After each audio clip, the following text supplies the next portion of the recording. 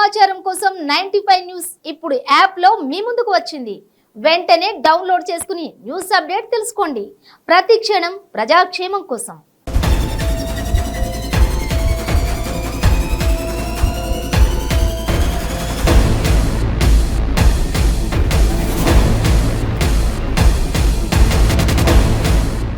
Hi yours, మీ చుట్టూ జరుగుతున్న పరిస్థితులను గమనిస్తున్నారా? అంతా బాగుందా?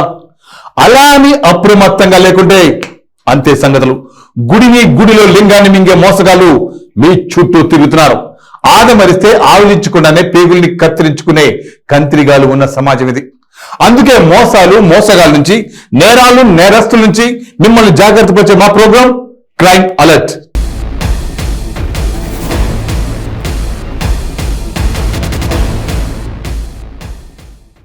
Phone pay, Google Pay, Paytm, ఎక్కడ చూసినా ఎవరి చేతిలో చూసినా ఆన్లైన్ ట్రాన్సాక్షన్స్. స్మార్ట్ ఫోన్ ఉంటే చాలు, జేబులో చిల్లి గవ్వ లేకున్నా అంతా దేశాన్ని చుట్టేసి రావచ్చు. ఏది కొనాలన్నా ఒక్క స్మార్ట్ ఫోన్ ఉంటే చాలు.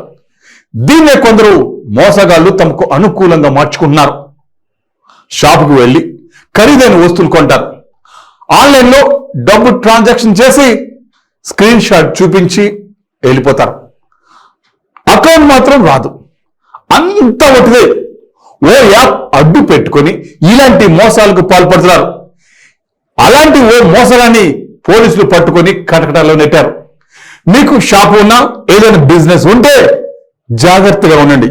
ఇలాంటి మోసగాళ్ళు ఎప్పుడో ఓసారి మీకు కూడా కుచ్చు టోపీ పెడతారు. గుంటూరు జిల్లా తెనాలిలో చోరీలకు పాల్పడుతున్న నిందితుడిని పోలీసులు అరెస్ట్ చేశారు.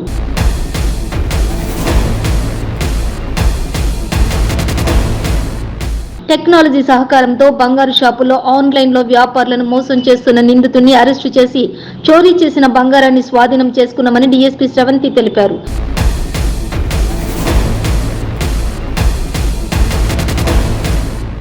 బాపట్ల జిల్లా ముప్పవరం మండలానికి చెందిన అశోక్ అనే వ్యక్తి మోసాలకు పాల్పడుతున్నారు. దీనిపై ఫిర్యాదు అందుకున్న పోలీసులు నిందితుడిని అరెస్టు చేసినట్లు వివరించారు.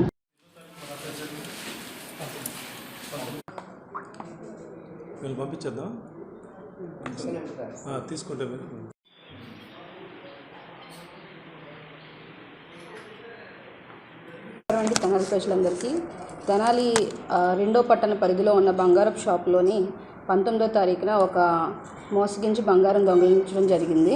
ఒక వ్యక్తి 2 బంగారపు చైన్లు దొంగిలించుకొని వెళ్ళాడు. దీంట్లోని వివరాల్లోకి వెళ్తే, ఆ బంగారం షాప్లోని వ్యక్తి దగ్గర బంగారం కొంటున్నానని చెప్పి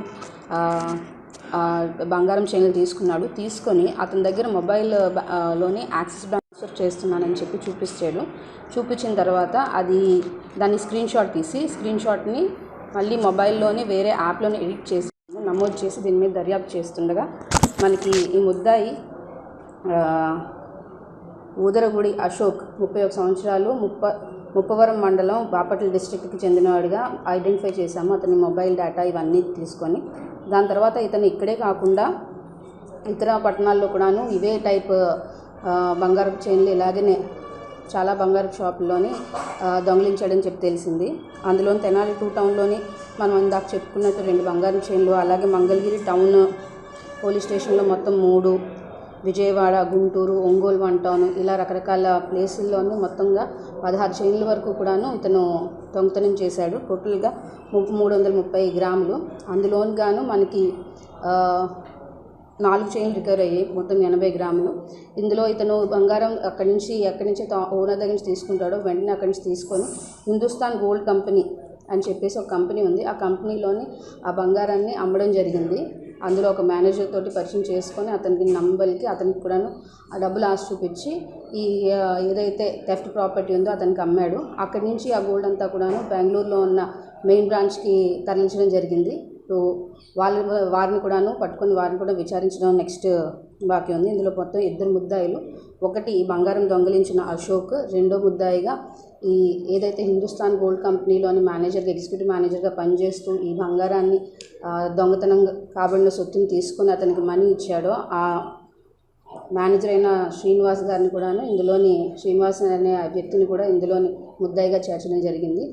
బ్రాంచ్లోని ఉన్న గోల్డ్ని కూడా రికవరీ చేసి అక్కడ ఎవరైతే ఈ గోల్డ్ ప్రాపర్టీని థెఫ్ట్ ప్రాపర్టీని రిసీవ్ చేసుకున్నారో వాళ్ళ దగ్గర నుంచి కూడా రికవరీ చేసి వాళ్ళని కూడా ముద్దాయిలుగా చేర్చడం జరుగుతుంది. అంటే మనకి ఇక్కడి నుంచి అది విజయవాడలో ఉన్న బ్రాంచ్కి అతను అమ్మాడని తెలిసింది. అక్కడ విజయవాడకి వెళ్ళి బ్రాంచ్ చూడగా బ్రాంచ్ దగ్గర ఓన్లీ ఒక చిన్న ఆఫీస్ ఉంది తప్పించి అక్కడ మిగతావి ఏవి లేవు. దాన్ని వెరిఫై చేయడానికి పోలీసులు తదుపరిగా బెంగళూరు వెళ్లాల్సి ఉంది. బెంగళూరులోని ఆ మెయిన్ బ్రాంచ్ ఉంది అని చెప్పేసి అంటున్నారు. ఇది అసలు నోట్ ఏంటి, రిజిస్టర్డ్ కంపెనీయా కాదా, దీనికి లైసెన్స్ ఉన్నదా లేదా, ఇవన్నీ కూడాను ఇంకా తదుపరి విచారణలో తేలాల్సింది. సొత్తు మొత్తంగా అయితే ఇతను 330 గ్రాముల వరకు చోరీ చేశాడు. అందులోని మనకి ప్రస్తుతానికి అయితే 80 గ్రాములు రికవరీ అయ్యింది. అంటే ఒక 4 చైన్లు, తెనాలి 2 టౌన్లోని పోయిన చైన్ ఒకటిను, తర్వాత ఒంగోలు 1 టౌన్లోని ఆ ముందు రోజు చేసిన దొంగతనంలోని 3 చైన్లు తీసుకున్నాడు. ఈ 4 చైన్లని రికవరీ చేయగలిగాము. మిగిలినంతా కూడాను బెంగళూరు నుంచి రికవరీ చేయాల్సింది. ఈ కేసులో చాలా చక్కగా 19న కేసు రాగానే వెంటనే ఆ ముద్దాయిని పట్టుకొని 2 టౌన్ సిఐ గారు వారి క్రైమ్ స్టాఫ్ అంతా కూడా చాలా చక్కగా పనిచేసి ఇందులో రికవరీ పెట్టారు. దాని తర్వాత ఇంకా మిగిలిన ముద్దాయిలు ఎవరైతే ఉంటారో వాళ్ళని కూడా పట్టుకొని వాళ్ళ దగ్గర నుంచి కూడాను అంతా రికవర్ చేస్తామని ఆశిస్తున్నాము. అట్ ద సేమ్ టైమ్ ప్రజలందరికీ విన్నపం ఏంటంటే మీరు ఎక్కడైనా సరే ఇట్లాంటి చోరీలు కానీ ఇలాంటి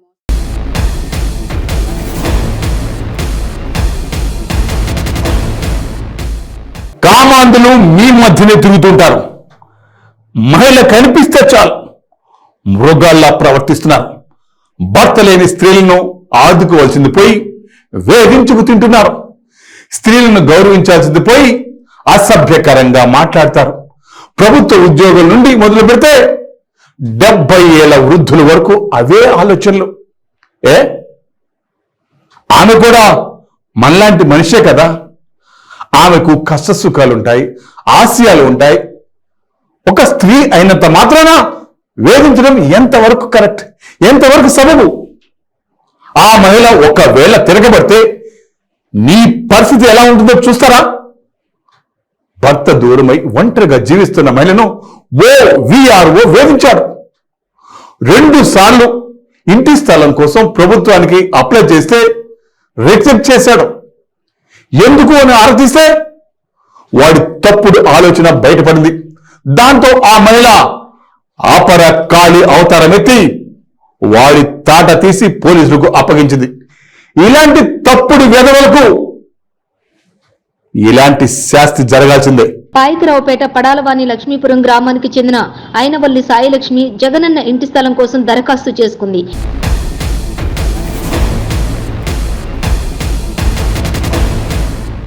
ఇంటి స్థలం నిమిత్తం VRO భాస్కర్ నాయుడుని అడగగా VRO మహిళ పట్ల అసభ్యంగా ప్రవర్తించాడని మహిళా వారి బంధువులు VROకి దేహశుద్ధి చేశారు.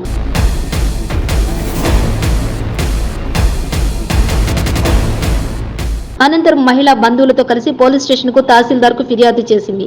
ఇక గత 2 నెలలుగా అసభ్య పదజాలంతో VRO వేధిస్తున్నాడని, అతని మాట వినుకుంటే ఇంటి స్థలం రానివ్వకుండా చేస్తానని, తనని చంపేస్తానని బెదిరిస్తున్నట్లు మహిళా ఫిర్యాదులో పేర్కొంది.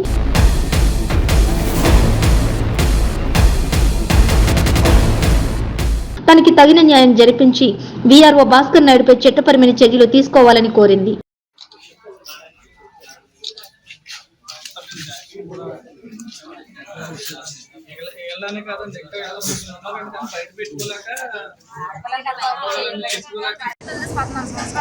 పద్నాలుగు సంవత్సరాలు అయితే మేము 2 ఆడపిల్లలతో నేనే బయట ఉండి బతుకుంటున్నాను. అయితే ఇళ్ల స్థలంకి నేను అర్జీ పెట్టుకున్నాను. ఎన్నోసార్లు రిజెక్ట్ చేశాడని ఎందుకోసారి రిజెక్ట్ చేస్తున్నారంటే మీ అత్తగారు ఇవ్వద్దన్నారని చెప్పుకొచ్చారు. సరేనంటే అది ఇవ్వకపోతే ఏంటని అడిగిన తర్వాత మళ్ళీ మొన్న పెట్టుకున్నాను. మొన్న పెడితే ఆయనంతటా ఆయన నాకు ఫోన్ చేసి డిసెంబర్ నెల 25ని ఫోన్ చేసి నీకు ఇళ్ల స్థలం శాంక్షన్ చేశాను, అయితే నువ్వు నాతో ఉండాలి, నీ మెయింటెనెన్స్ అంతా నేనే చూసుకుంటాను. VRO భాస్కర్ నాయుడు ఏదో పేరు ఆయన అని ఫోన్ చేసి ఒక దగ్గరికి రా మాట్లాడాలి నీతో అనేసి అన్నారు. ఒక దగ్గర అంటే నేను రాను, ఇటో ఫోన్లో చెప్పండి అన్నాను. అంటే ఫోన్లో చెప్పండి అంటే లేదు బయటికి రాను 2-3 సార్లు చేస్తే నేను రాను, విషయం ఏదైనా ఫోన్లో చెప్పండి సార్ అని అడిగితే సరే అయితే ఫ్రాంక్గా మాట్లాడేస్తాను, మరి నువ్వు నాతో ఉండాలి, నీ మెయింటెనెన్స్ అంతా నేను చూసుకుంటాను, నీకు ఇళ్ల స్థలం ఇస్తాను, దానికి లోన్ కూడా శాంక్షన్ చేస్తాను, ఇల్లు కట్టుకోవడానికి 3 లక్షల లోన్ వస్తుందని చెప్పాడు ఆయన. అన్న తర్వాత నేను ఇంట్లో మా అమ్మ అందరితో ఉండడం వల్ల నేను ఆయనకు సమాధానం చెప్పలేదు. నేను మళ్ళీ ఫోన్ చేస్తానని కట్ చేశాను. ఆ తర్వాత ఆయన ఫోన్కి నేను రెస్పాండ్ అవ్వలేదు. మెసేజ్ చేస్తూ వచ్చారండి, I love you, I miss you అని చెప్పేసి మెసేజ్ చేస్తూ వచ్చారు. నేను పట్టించుకోలేదు, ఊర్లో ఎవరికి కూడా చెప్పుకోలేదు. ఎందుకు గొడవ పెట్టుకోవడం అంటే ఈ రోజు ఆయనంతటా ఆయనే పిలిచి నేను లేపేస్తాను, నేను ఉండేవను, నేను ఇక్కడ ఫోన్లో చేస్తానంటే ఊర్లో ప్రచారం చేస్తున్నామంటే అని బెదిరించాడు. బెదిరిస్తే నేను ఊర్లో అందరికీ చెప్పి పంచాయతీకి వెళ్ళి ఆయనతో అడిగితే ఆయన తిరిగి కలపడం చేశాడు.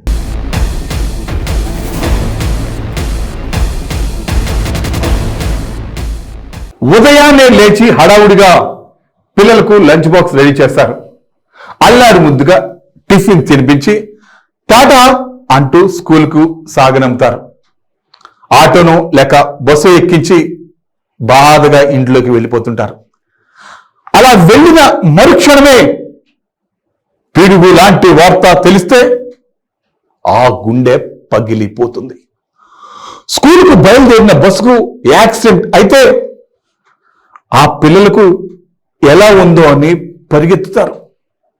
ఒంటి నిండా గాయాలతో ఆ చిన్నారులు విలవిలలాడుతుంటే ఆ దృశ్యం ఆ కళ్ళతో చూడలేరు. ఒకే బస్సులో బయలుదేరిన అన్న తమ్ముళ్ళు తమ్ముడికి గాయం చూసి తమ్ముడు తమ్ముడు అంటూ ఏడుస్తుంటే ఎవరికైనా కళ్ళల నుండి నీళ్ళు వస్తాయి. రాజన్న సిరిసిల్ల జిల్లా ఎల్లారెడ్డిపేట మండల కేంద్రంలోని ఓ ప్రైవేట్ స్కూల్ బస్సును ఆర్టీసీ బస్సు ఢీకొట్టిన ఘటనపై మంత్రి కేటీఆర్ ఆరా తీశారు.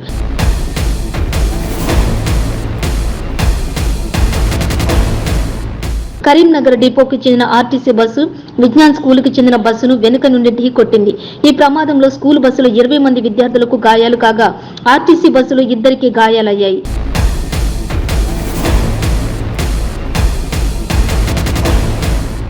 ఇక ఈ ప్రమాద విషయం తెలిసిన బస్సులో తమ పిల్లలకు ఏమైందో అని భయంతో తల్లిదండ్రులు, స్కూల్ యాజమాన్యం సంఘటనా స్థలానికి పరుగులు తీశారు. పిల్లలకు తీవ్ర గాయాలు కావడంతో అంతా ఊపిరి పీల్చుకున్నారు.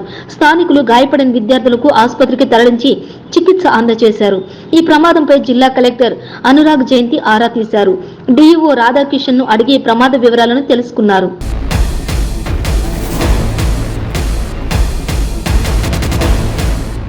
గాయపడిన చిన్నారులకు మెరుగైన వైద్యం అందించాలని ఆదేశించారు. అలాగే ఈ ప్రమాద ఘటనపై మంత్రి కేటీఆర్ ఆరా తీశారు. జిల్లా కలెక్టర్ అనురాగ్ జయంతితో ఫోన్లో మాట్లాడారు. గాయపడిన విద్యార్థుల వివరాలను అడిగి తెలుసుకున్నారు.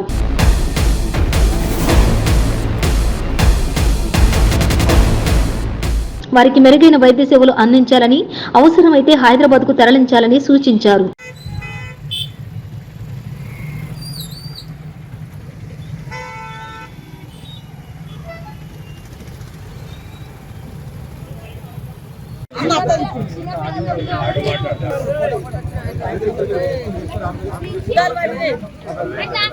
అద్దాలు వాళ్ళు ఒక్కొక్క నెత్తిలో మొత్తం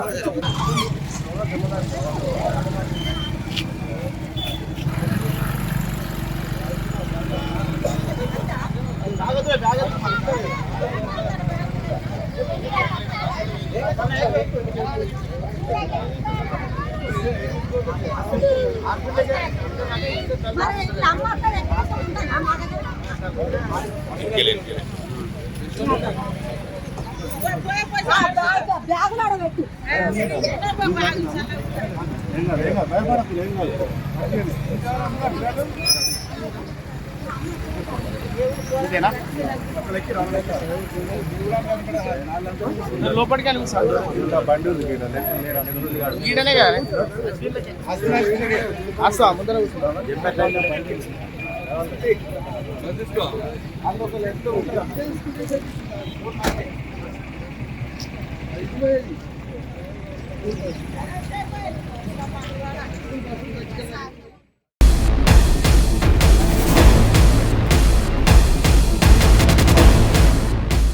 చాకిరి చేయించుకొని డబ్బులు ఎగ్గొడితే ఎలా ఉంటుంది?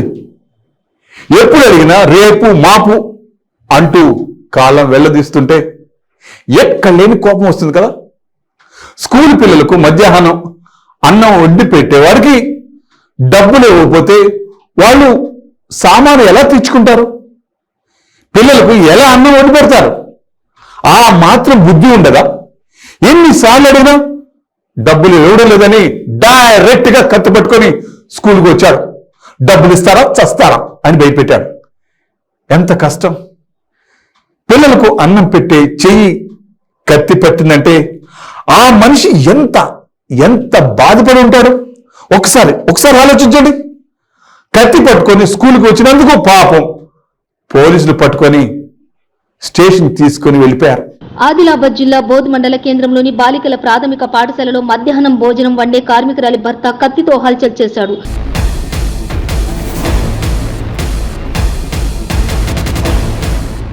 తమకు రావాల్సిన డబ్బులు ఇవ్వాలంటూ పాఠశాలలోకి కత్తి చేతితో పట్టుకుని వెళ్లి గొడవకు దిగాడు.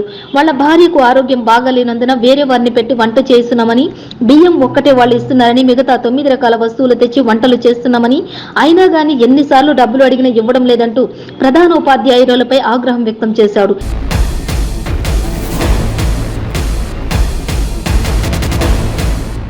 ఇంతలో పాఠశాల సిబ్బంది పోలీసులకు సమాచారం ఇవ్వడంతో అక్కడికి చేరుకున్న పోలీసులు అతన్ని స్టేషన్ కు తరలించారు.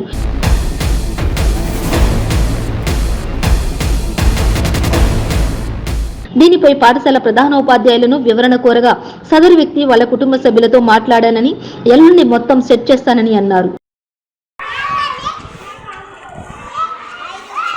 నాకు ఎందుకు గుప్పల మీద కొట్టినావు? కోసం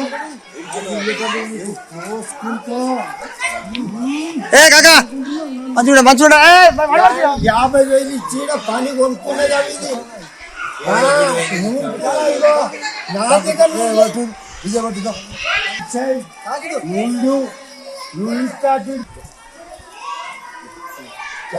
నాకు ఏం తెలకుండా భూపం మీద కొట్టినావు. మరి నీ తెలివి కొంచెం మాట్లాడు.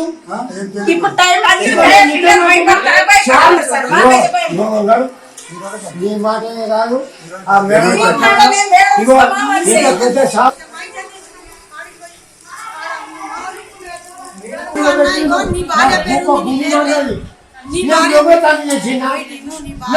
పైసలు పెట్టి మీరు